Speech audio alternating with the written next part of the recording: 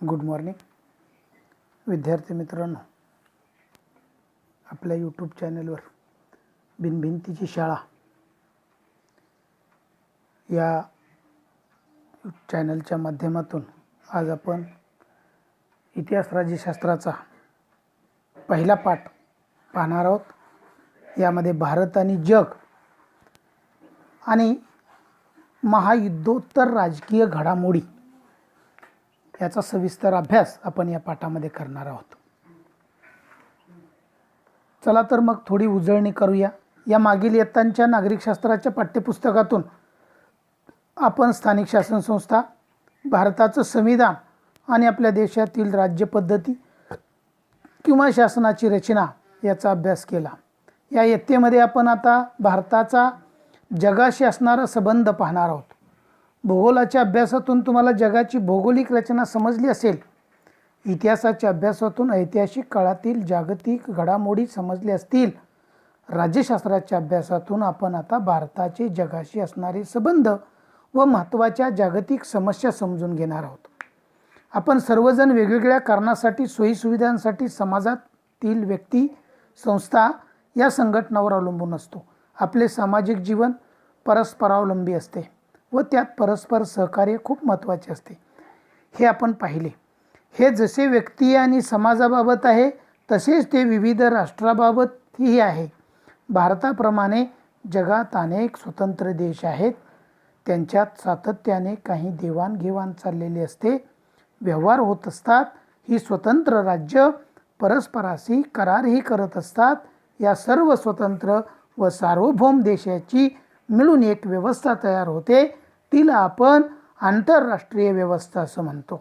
या आंतरराष्ट्रीय व्यवस्थेची काही वैशिष्ट्ये आपण जाणून घेणार आहोत। नंबर 1, आपलं सामाजिक जीवन परस्परावलंबी असते, त्याचप्रमाणे राष्ट्रे सुद्धा एकमेकावर अवलंबून असतात। 2 नंबर, राष्ट्रात अनेक व्यवहार चालतात, देवाणघेवाण होत असते। नंबर 3, राष्ट्रे एकमेकात अनेक प्रकारचे करारही करत असतात। आणि नंबर 4, स्वतंत्र आणि सार्वभौम देशाची ही जी एक व्यवस्था तयार होते, तिलाच आपण आंतरराष्ट्रीय व्यवस्था असे म्हणतो। समजलं आंतरराष्ट्रीय व्यवस्था म्हणजे काय? आता आपल्याला दुसरा मुद्दा पाहायचा आहे, परस्परावलंबन। जगातले सर्व देश कोणत्या ना कोणत्या कारणासाठी परस्परावर अवलंबून असतात। जगातले कोणतेही अविकसित आणि विकसनशील किंवा विकसित राष्ट्र स्वयंपूर्ण नसतं। परस्परावलंबन हे आंतरराष्ट्रीय व्यवस्थेचं एक महत्त्वाचं वैशिष्ट्य आहे। आता बघा, समृद्ध आणि विकसित देश असो तो कधीच कोणत्याच बाबतीत स्वयंपूर्ण असू शकत नाही। मोठ्या राष्ट्रांनाही अन्य त्याच्यासारख्याच मोठ्या आणि छोट्या राष्ट्रावर अवलंबून राहावं लागतं। म्हणून परस्परावलंबन हे आंतरराष्ट्रीय व्यवस्थेचं म्हणजेच आजच्या जागतिक व्यवस्थेचं एक महत्त्वाचं वैशिष्ट्य आहे। आता मला सांगा, आपण परराष्ट्रीय धोरण नावाचा पाठ पाहिलेला आहे। या पाठामध्ये आपण पाहिलं आहे की परराष्ट्र धोरण कशा पद्धतीचं असतं, परंतु तुम्हाला काही प्रश्न पडलेत का? तर मला पडलेले प्रश्न असे आहेत, व्यक्ती आणि राष्ट्राच्या परस्परावलंबनात काय फरक असतो बरे? श्रीमंत देश आणि गरीब देश अशी काही विभागणी असते का? देशाचा कारभार जसा संविधानाच्या आधारे चालतो तसे जागतिक पातळीवर एखादे संविधान असते का? आंतरराष्ट्रीय व्यवस्थेत सर्वोच्च स्थान कोणाला असते? अशा पद्धतीचे मला काही पडलेले प्रश्न आहेत आणि त्या प्रश्नाची उत्कल आपण करायची आहे।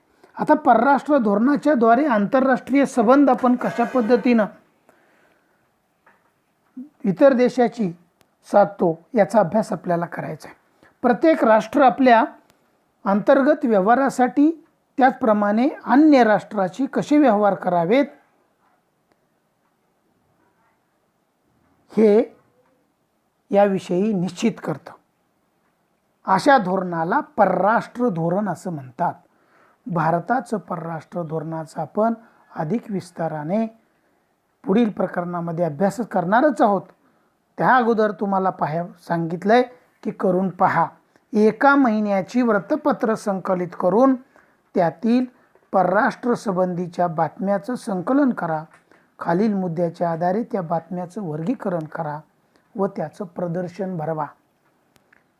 परराष्ट्रातील महत्त्वाच्या पदावरील व्यक्तींनी आपल्या देशाला दिलेल्या भेटी, आपला देश व अन्य देश यामध्ये झालेले करार, आपल्या देशात भरवलेली एखादी आंतरराष्ट्रीय परिषद, शेजारील देशाच्या संदर्भातील घडामोडी, हे अशा पद्धतीनं वर्तमानपत्रातल्या बातम्या तुम्ही पाहायच्या आणि त्याची माहिती एका कागदावरती लिहून ठेवायची.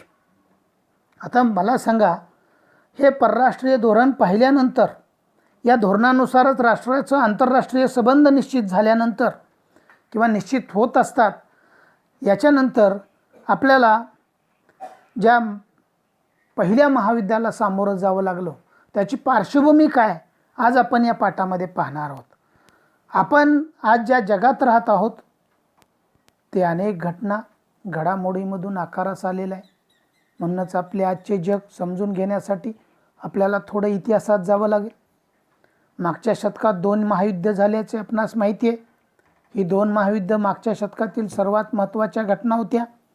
त्याचमुळं जग बदललेलं, जगात नवीन प्रभाव आले, विचार आला.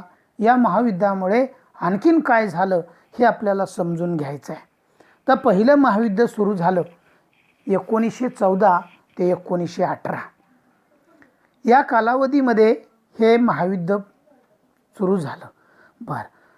जागतिक महायुद्ध, पहिलं महायुद्ध सुरू झाल्यानंतर युरोप खंडातले महत्त्वाचे देश यात सामील होते. एकूणच आंतरराष्ट्रीय किंवा जागतिक व्यवस्थेत युरोपला या काळात फार महत्त्व होते.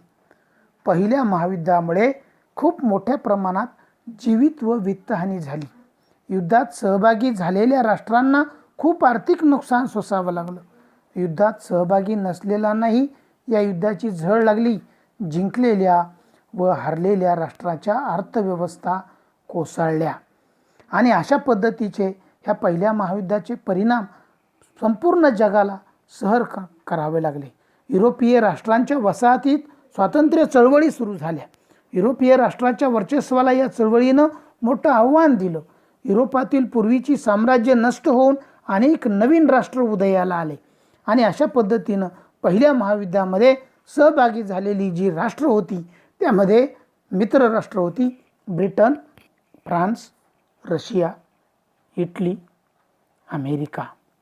मध्यगत राष्ट्र होते जर्मनी, ऑस्ट्रिया, हंगेरी, तुर्कस्तान, बल्गेरिया. अशा प्रकारचं युद्ध पुन्हा होऊ नये यासाठी काहीतरी उपाययोजना करायला हवी असे सर्व राष्ट्रांना वाटू लागले.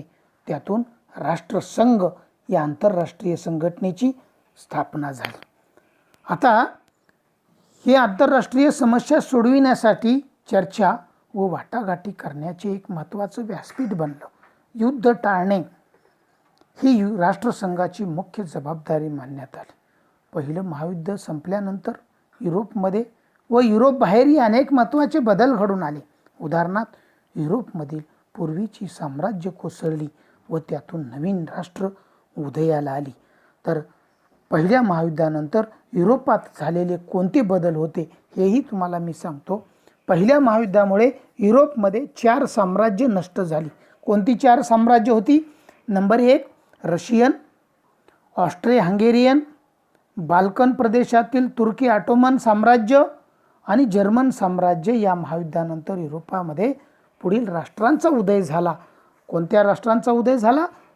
Poland, Finland, Latvia, Lithuania, Estonia, Hungary, Yugoslavia, Czechoslovakia, Romania आणि बल्गेरिया. या पहिल्या महायुद्धामुळे नवीन पूर्वीची साम्राज्य कोसळून नवीन राष्ट्र अस्तित्वात आली अशा पद्धतीनं युरोपामध्ये अनेक देशाच्या आफ्रिका आशिया खंडात वसाहती होत्या आणि या वसाहतीमध्ये स्वातंत्र्यासाठी चळवळी सुरू झाल्या. युरोपीय राष्ट्राच्या वर्चस्वाला या चळवळींनी मोठ्या प्रमाणात आव्हान दिले. पहिल्या महायुद्धानंतर शांतता प्रस्थापित करण्यासाठी राष्ट्रसंघ निर्माण झाला, परंतु या राष्ट्रसंघाला युद्ध थोपवण्यात यश आले नाही. जर्मनी, इटाली, स्पेन इत्यादी देशामध्ये तर हुकुमशाही राजवटी अस्तित्वात आल्या. या सर्व घडामोडीची परिणती दुसऱ्या महायुद्धामध्ये झाली. राष्ट्रसंघाची स्थापना झाल्यानंतर त्या राष्ट्रसंघ स्थापनेमध्ये काय विचार होते त्याची माहिती तुम्हाला सांगतो. नंबर 1, पुन्हा असं विनाशकारी युद्ध नको या सर्वच राष्ट्राच्या विचारातून आंतरराष्ट्रीय संघटनेची स्थापना झाली. आंतरराष्ट्रीय समस्या वाटाघाटीच्या मार्गाने आणि चर्चेच्या माध्यमाने सोडवणे व युद्ध टाळणे ही राष्ट्रसंघाची जबाबदारी होती. आणि म्हणून अशा पद्धतीचा राष्ट्रसंघ आणि त्याची ध्येय धोरणे होती. परंतु राष्ट्रसंघ स्थापन झाल्यानंतर 1918 साली संपलेल्या पहिल्या जागतिक महायुद्धाने अनेक राष्ट्र उद्ध्वस्त झाली. जागतिक शांतता आणि मानवी सुरक्षितता धोक्यात आली. जगाला युद्धाच्या धोक्यापासून कसं वाचवता येईल याचा जागतिक नेते विचार करू लागले. अमेरिकन राष्ट्राध्यक्ष वुड्रो विल्सन यांनी यासाठी एक आंतरराष्ट्रीय संघटना स्थापन करण्याचा प्रस्ताव सुचवला. त्यातूनच 10 जानेवारी 1920 रोजी राष्ट्रसंघ व आंतरराष्ट्रीय संघटनेची स्थापना झाली. स्वित्झर्लंडमधील जिनिव्हा येथे राष्ट्रसंघाचे मुख्य कार्यालय होते. राष्ट्रामधील वाद शांततेच्या मार्गाने सोडून संघर्ष मिटवणे व शांतता निर्माण करणे हे संघटनेचं मुख्य उद्दिष्ट होतं. मात्र राष्ट्रसंघ आपल्या कार्यात अपयशी ठरला. त्याची कारणं मी तुम्हाला सांगतो. राष्ट्रसंघ अपयशी ठरण्याचे, राष्ट्रसंघाला जगात शांतता प्रस्थापित करता आली नाही. जर्मन, स्पेन, इटाली या देशात हुकुमशाही राजवटी आल्या. या राष्ट्राच्या आक्रमकपणा राष्ट्रसंघाला थोपवता आला नाही. राष्ट्रसंघाला दुसरं महायुद्ध थोपवण्यात अपयश आलं. म्हणून अशा पद्धतीनं राष्ट्रसंघाला अपयश आलं आणि शेवटी दुसऱ्या महायुद्धाला सामोरं जगाला जावं लागलं. पुन्हा तुम्हाला सांगितलं, विचार करा आणि लिहा. जर्मनीमध्ये हिटलरच्या हुकुमशाहीचा उदय झाला.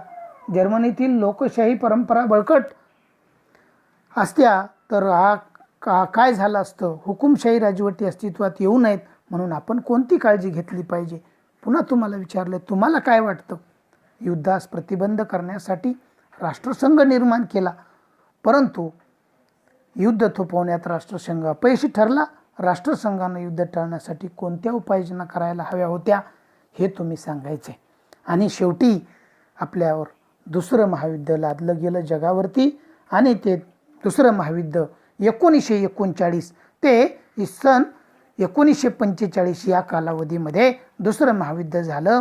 पहिल्या महायुद्धापेक्षा दुसरं महायुद्ध अधिक संहारक ठरलं. पहिल्या महायुद्धाच्या तुलनेत ते अधिक व्यापक तर होतंच, परंतु या युद्धात अधिक प्रगत तंत्रज्ञानाचा अवलंब करण्यात आला. युद्धात सहभागी असलेल्या राष्ट्रावर पुन्हा एकदा आर्थिक संकट कोसळलं. विद्यार्थी मित्रांनो, आपल्याकडं मे-जून महिना लागला की आपल्याकडे एक चातक पक्षी ओरडतो बघा. शेतकऱ्यांना तो आव्हान करतोय. काय करतो आव्हान? पेरते व्हा, पेरते व्हा. तशा पद्धतीनं तुम्हाला मी या महायुद्धाच्या दुसऱ्या महायुद्धाच्या 1939 ते 1945 या कालावधीमध्ये ज्या घडामोडी घडल्या याच्यासाठी मी तुम्हाला म्हणणार आहे, लिहिते व्हा. दुसरं महायुद्ध 1939 ते सन 1945 या कालावधीमध्ये घडलं.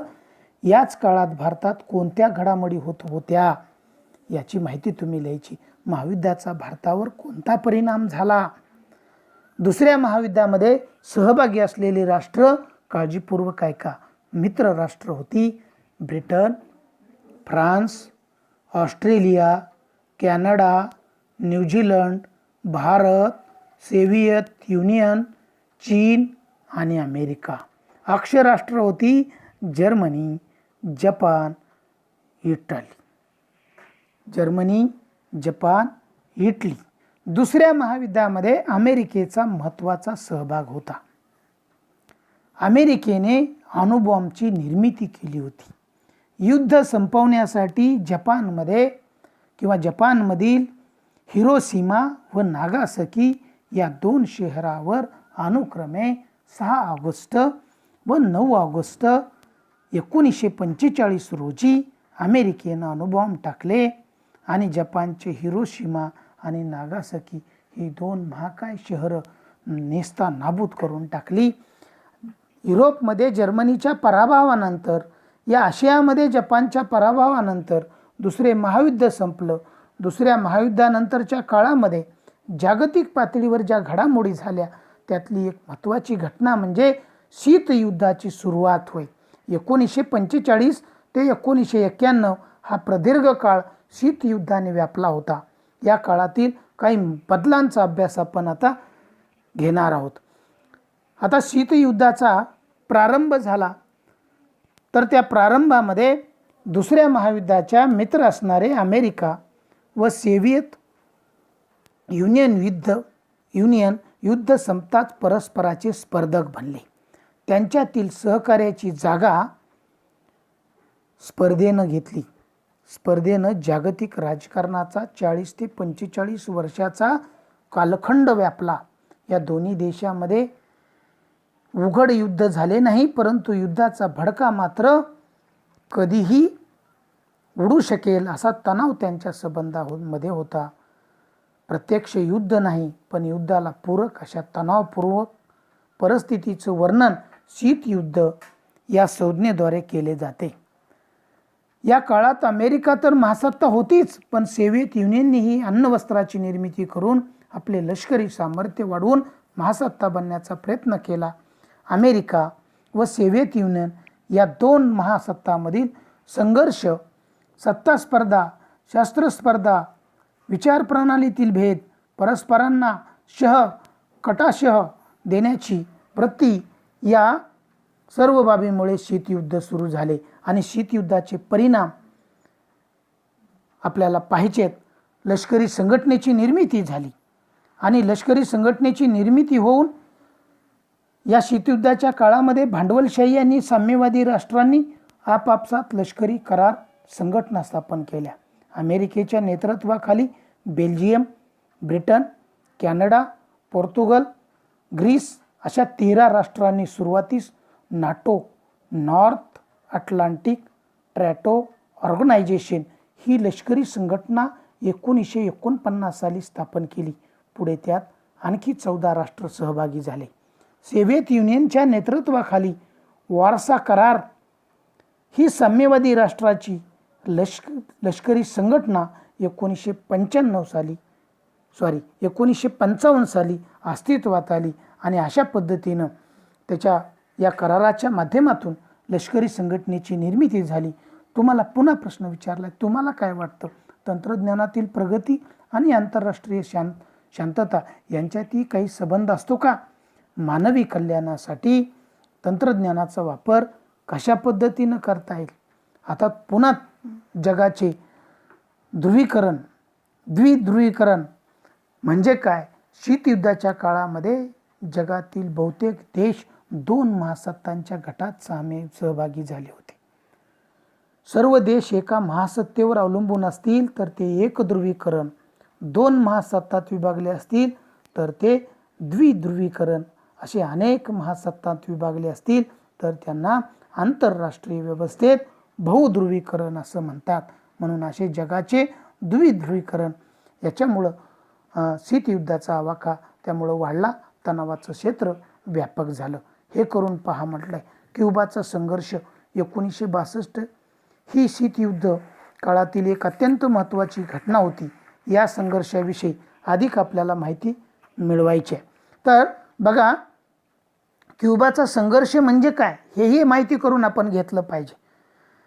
फिडेल कॅस्ट्रो या साम्यवादी नेत्यानं 1959 साली बॅटिस्टा यांची हुकुमशाही राजवट उलथवून पश्चिम गोलार्धातील पहिल्या कम्युनिस्ट सत्तेची स्थापना केली. त्यामुळे साम्यवाद्याला साम्यवादाला सक्त विरोध करणाऱ्या अमेरिकेचे शत्रुत्व कॅस्ट्रोने ओढावून घेतले. कॅस्ट्रो शासन उलथवण्यासाठी अमेरिकेने अनेक अयशस्वी प्रयत्न केला. कॅस्ट्रोला सोव्हिएत रशियाचा मोठा आधार होता. सोव्हिएत रशियाच्या विघटनानंतर रशियाने क्युबातून माघार घेतली, तरीही फिडेल कॅस्ट्रोने अमेरिकेशी संघर्ष करीत क्युबातील साम्यवादी व्यवस्था टिकवून धरली. कॅस्ट्रोने 2008 साली सत्तेतून निवृत्ती घेतली आणि 2016 साली त्यांचे निधन झाले. अशा पद्धतीनं क्युबाचा हा संघर्ष झाला आणि या क्युबाच्या संघर्षामध्ये ही तुम्हाला 1917 ते साम्यवादी क्रांती झाली. 1917मध्ये रशियामध्ये साम्यवादी क्रांती झाली आणि सोव्हिएत युनियन अस्तित्वात आलं. अल्पावधीतच सोव्हिएत युनियन आंतरराष्ट्रीय राजकारणात महासत्ता म्हणून आकारास आली. परंतु अमेरिका आणि सोव्हिएत युनियन यांच्यात टोकाचे मतभेद होते. उदाहरणार्थ, अमेरिका हे भांडवलशाहीचा पुरस्कार करणारं लोकशाही राज्य होते, तर सोव्हिएत युनियन समाजवादाचा व एकपक्षीय हुकुमशाहीचा पुरस्कार करणारं राज्य होतं. दोन्ही महासत्तांना जगात आपले वर्चस्व वाढवायचे होते. अमेरिकेला भांडवलशाहीचा प्रसार करायचा होता, तर सोव्हिएत युनियनला समाजवादाचा. आपले प्रभुत्व वाढावे म्हणून दोन्ही देश महासत्तांनी लहान राष्ट्रांना आपल्या गटात खेचण्याचा प्रयत्नांना सुरुवात केली. परिणामी युरोपचे वैचारिक पातळीवर विभाजन झाले. पश्चिम युरोप व तेथील देश अमेरिकेच्या गटात सामील झाले होते, तर पूर्व युरोपमधील देश सोव्हिएत युनियनच्या गटात सामील झाले. आपापल्या गटातल्या लष्करी व आर्थिक मदत देण्याचे धोरण या महासत्तांनी ठेवले आणि त्यातूनच शस्त्रास्त्र स्पर्धा सुरू झाली. आणि ही शस्त्रास्त्र स्पर्धा झाल्यानंतर महासत्ता एकमेकांना काटशह देण्यासाठी फार मोठ्या प्रमाणावर शस्त्राची निर्मिती करू लागल्या. अधिकाधिक संहारक अस्त्रे बनवण्याचा संदर्भात त्यास लागणारे तंत्रज्ञान अवगत करण्यासाठी स्पर्धा सुरू झाली. परंतु शस्त्रास्त्र स्पर्धेमुळे जागतिक शांतता धोक्यात येईल याची जाणीव दोन्ही महासत्तांना झाल्यामुळं शस्त्रास्त्र नियंत्रणाचे आणि निःशस्त्रीकरणाचे प्रयत्न याच काळात झाले. आणि निःशस्त्रीकरणाचे प्रयत्न झाल्यानंतर एकमेकांना शहकट देण्यासाठी महासत्ता मोठ्या प्रमाणात शस्त्रास्त्रे निर्माण करू लागल्या. प्रगत तंत्रज्ञानाच्या आधारे संहारक अस्त्रे बनवू लागली. या स्पर्धेमुळं जगातील शांतता धोक्यात येईल याची जाणीव महासत्तांना झाली. यामुळे शीतयुद्धाच्या काळात शस्त्रास्त्र नियंत्रण आणि निःशस्त्रीकरण याचेही प्रयत्न झाले आणि अशा पद्धतीनं मग प्रादेशिक संघटनेची निर्मिती झाली. महासत्तांच्या स्पर्धेमध्ये विकसनशील राष्ट्रांनी परस्परांना मदत करण्यासाठी आपापल्या प्रादेशिक पातळ्यावर संघटना निर्माण केल्या. त्यांनी आर्थिक विकास महत्त्वाचा वाटत होता. युरोपमधील देशांनी युरोपीय आर्थिक संघ निर्माण केला, तर आग्नेय आशिया देशांनी Singapore, Thailand, Malaysia, Indonesia, Philippines इत्यादी देशांनी आसियान संघटना निर्माण केली आणि अशा पद्धतीनं प्रादेशिक संघटनाची निर्मिती झाली. आणि मग उदयाला आला अलिप्ततावाद. आता अलिप्ततावाद म्हणजे काय याची आपल्याला माहिती घ्यायची आहे. लक्ष देऊन ऐका. दोन्ही महासत्तांच्या गटात सामील न होता त्यापासून अलिप्त राहण्याचे धोरण म्हणजे अलिप्ततावाद होय. अलिप्ततावाद म्हणजे जगापासून तटस्थ किंवा अलिप्त नव्हे तर कोणत्याही सत्ता गटापासून अलिप्त राहणे म्हणजे अलिप्ततावाद होय. समजलं? शीतयुद्ध सुरू झाल्यानंतर एकीकडे जगाचं द्विध्रुवीकरण होत होतं, पण त्याचप्रमाणे काही देशांना महासत्ताच्या स्पर्धेमध्ये सहभागी व्हायचे नव्हते. अशा राष्ट्रांनी महासत्ताच्या स्पर्धेपासून अलिप्त राहण्याचे जे धोरण स्वीकारलं त्याला आपण अलिप्ततावाद असे म्हणतात. अलिप्ततावाद ही शीतयुद्ध काळातील एक महत्त्वाची चळवळ होती आणि ह्या चळवळीचं नेतृत्व आपल्या देशातले भारताचे प्रधानमंत्री पंडित जवाहरलाल नेहरू, युगोस्लाव्हियाचे अध्यक्ष मार्शल टिटो, इजिप्तचे अध्यक्ष गमाल अब्दुल नासेर, इंडोनेशियाचे राष्ट्राध्यक्ष डॉक्टर अहमद सुकार्नो आणि घानाचे प्रधानमंत्री क्वामे नक्रुमा अशा पद्धतीने यांनी नेतृत्वाने चळवळीची सुरुवात सन 1961 पासून झाली. म्हणून अलिप्ततावादीचं चळवळीचं जे मूल्यमापन आहे ते मूल्यमापन करत असताना आपण अलिप्ततावादी चळवळीनं वसाहतवाद, साम्राज्यवाद आणि वंशवाद याला विरोध केला. आंतरराष्ट्रीय प्रश्न शांततामय मार्गाने सोडवण्यास या चळवळीनं प्रोत्साहन दिलं. पंडित जवाहरलाल नेहरूच्या मार्गदर्शनाखाली भारताने या चळवळीचं नेतृत्व केलं. नंतरच्या काळात या चळवळीला भारताने सक्रिय पाठिंबा दिला. शीतयुद्ध संपुष्टात आले तरी या चळवळीचं महत्त्व कमी झालं नाही आणि मग मानवतावाद, जागतिक शांतता व समानता या शाश्वत मूल्यावर अलिप्ततावादी चळवळ आधारलेली होती. या चळवळीने अल्प विकसित राष्ट्रांना एकत्र येण्यास प्रेरित केलं. आंतरराष्ट्रीय प्रश्न शांततामय मार्गाने सोडविण्यासाठी प्रोत्साहन दिलं. निशस्त्रीकरण, मानवी हक्काचं संवर्धन याबाबत आग्रही भूमिका घेतानाच अलिप्ततावादी चळवळीनं गरीब व अविकसित राष्ट्रांच्या समस्या ठामपणे मांडल्या. एका नव्या आंतरराष्ट्रीय आर्थिक व्यवस्थेची मागणी या चळवळीनं केली. थोडक्यात सांगायचं झालं तर शीतयुद्ध संपलं असलं तरी अलिप्ततावादी चळवळींचे महत्त्व कमी झालं नाही. या चळवळीनं अल्पविकसित राष्ट्रांना एकत्र येण्यास प्रेरित केलं. या चळवळीने आर्थिक आणि सामाजिक बदलाचे अनेक प्रभाव आंतरराष्ट्रीय राजकारणात आणले. या राष्ट्रांना आंतरराष्ट्रीय राजकारणात सन्मानाने उभे राहण्याचा एक नवा विश्वास दिला. शेवटी शीतयुद्धाची अखेरची आणि 1945 पासून जागतिक राजकारणामध्ये प्रभावी असे शीतयुद्ध नंतर संपुष्टात आले. शीतयुद्धाचे अखेर हे मागील शतकाच्या शेवटी झालेल्या अत्यंत महत्त्वाच्या घटना होत्या. शीतयुद्धाची अखेर होण्यास अनेक बाबी कारणीभूत होत्या. उदाहरणार्थ सोव्हिएत युनियनचे आर्थिक खुलेपणाचे धोरण स्वीकारले गेले. राज्याचे अर्थव्यवस्थेतील नियंत्रण शिथिल करण्यात आले. सोव्हिएत युनियनचे तत्कालीन अध्यक्ष मिखाईल गोर्बाचेव यांनी पेरेस्त्राईका म्हणजे पुनर्रचना आणि ग्लासनोस्त म्हणजे खुलेपणा ही धोरणे अंमलात आणली. या धोरणामुळे माध्यमावरील नियंत्रण कमी झाले. राजकीय व आर्थिक क्षेत्रात महत्त्वपूर्ण बदल झाले. म्हणजेच या क्षेत्रात पुनर्रचना करण्यात आली. त्यामुळे लोकशाहीकरणाला चालना मिळाली. उदाहरणार्थ विद्यार्थी मित्रांनो, आपल्या देशाचा मुक्त बाजारपेठ, मुक्त व्यवस्था आणि आपल्या देशाचा माल आपण कुठंही नेऊन विकू शकतो. दुसऱ्या देशातले लोक आपल्या देशात आणून कुठलाही माल ते विकू शकतात. अशा पद्धतीची ही पुनर्रचना करण्यात आली. पूर्व युरोपातील सोव्हिएत युनियनच्या प्रभावाखाली देशांनी भांडवलशाही आणि लोकशाही मार्गाचा स्वीकार केल्यामुळे तेथील राजवटी बदलल्या. सोव्हिएत युनियनचे विघटन झाले व त्यातून अनेक नवी स्वतंत्र राष्ट्र निर्माण झाली. रशिया हा सोव्हिएत युनियनचा सर्वात मोठा देश होता. म्हणून अशा पद्धतीनं ही शीतयुद्धाचा अखेर झाला.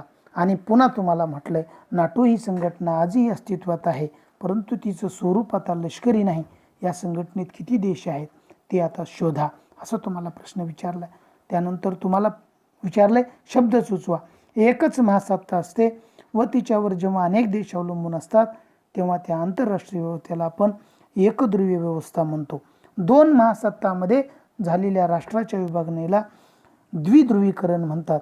जेव्हा अनेक देश महासत्ता म्हणून आंतरराष्ट्रीय व्यवस्थेत आकारास येतात तेव्हा त्या व्यवस्थेला काय म्हणता येईल. त्यानंतर युद्धाचा फोलपणा या विषयावर निबंध लिहा. त्यासाठी काही मुद्दे इथं देतो मी तुम्हाला, त्यावर चर्चा करा. कोणत्याही समस्या चर्चा व वाटाघाटीने सोडवता येतात. युद्धामुळे समस्या सुटत नाहीत. युद्धामुळे विकासाला खीळ असते. या तिन्ही मुद्द्यावरती तुम्ही युद्धाचा फोलपणा या विषयावरती निबंध लिहायचा आहे. त्यानंतर शीतयुद्धानंतरचं जे जग आहे ते जग कशा पद्धतीचं होतं त्याची माहिती आपल्याला बघायची आहे. सोव्हिएत युनियनच्या विघटनाबरोबर शीतयुद्ध संपलं. एकेकाळच्या या महासत्ताचं विघटन झालं.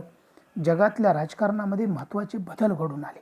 उदाहरणार्थ जागतिक राजकारणात अमेरिका ही एकमेव महासत्ता उरली. राष्ट्रामधील व्यापार व आर्थिक संबंध वाढण्यास अनुकूल वातावरण निर्माण झालं. भांडवल, श्रम, बाजारपेठ, माहिती याचा जगभर प्रसार झाला. लोकांमधील विचार कल्पनांचाही मुक्त संचार होऊ लागला. सर्वच राष्ट्रांनी व्यापारी संबंधांना प्राधान्य देण्याचं ठरवले. अन्य राष्ट्रांना मदत करण्याची कल्पना मागे पडली, त्याऐवजी आर्थिक संबंध प्रस्थापित करण्याचे प्रयत्न होऊ लागले. म्हणजे पूर्वी आपल्या विरोधातील एखाद्या देशाला शत्रू राष्ट्र म्हणून संबोधण्याऐवजी स्पर्धक राष्ट्र ही संकल्पना पुढे आली. संयुक्त राष्ट्रे या संघटनेच्या जबाबदारीमध्ये वाढ झाली.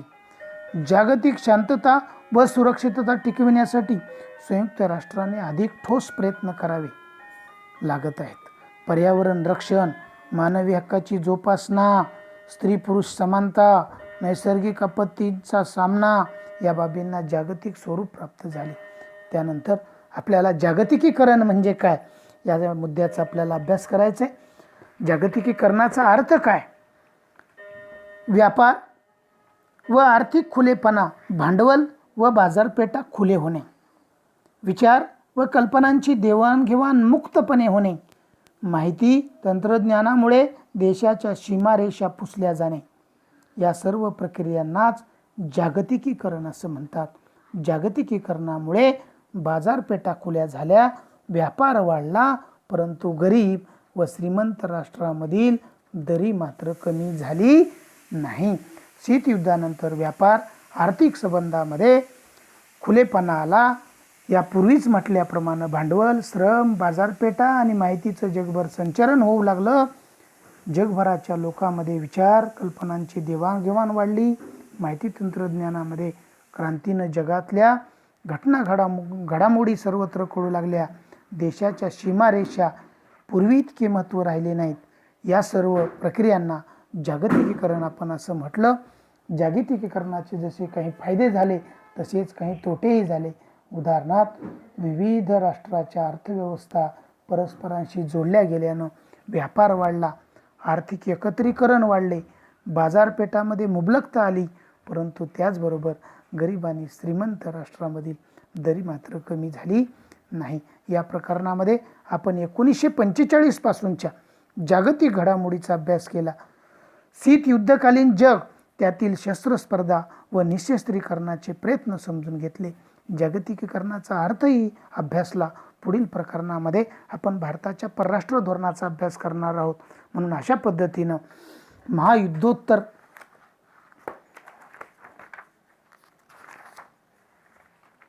घडामोडीची माहिती आपण या पाठामध्ये पाहिली.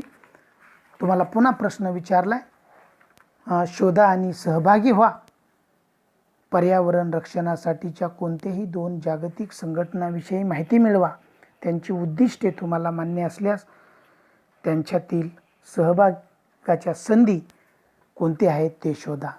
आणि अशा पद्धतीनं या महायुद्धोत्तर राजकीय घडामोडीची माहिती आपण पाहिली. 2 महायुद्ध पाहिले, शीतयुद्ध पाहिलं, राष्ट्रसंघाची स्थापना पाहिली, अलिप्ततावादी चळवळ पाहिली, जागतिकीकरण पाहिले. या बाबतीमध्ये काही तुम्हाला समजलं नसेल, शंका वाटत असेल तर मला फोन करून विचारा. त्या पाठाच्या आधारावर मी तुम्हाला स्वाध्याय देत आहे. हा स्वाध्याय तुम्ही सोडून माझ्या व्हॉट्सअपला ग्रुपला टाका. आणि विद्यार्थी मित्रांनो, तुम्ही अतिशय छान या पाठाचा अभ्यास करा, स्वाध्याय लिहा.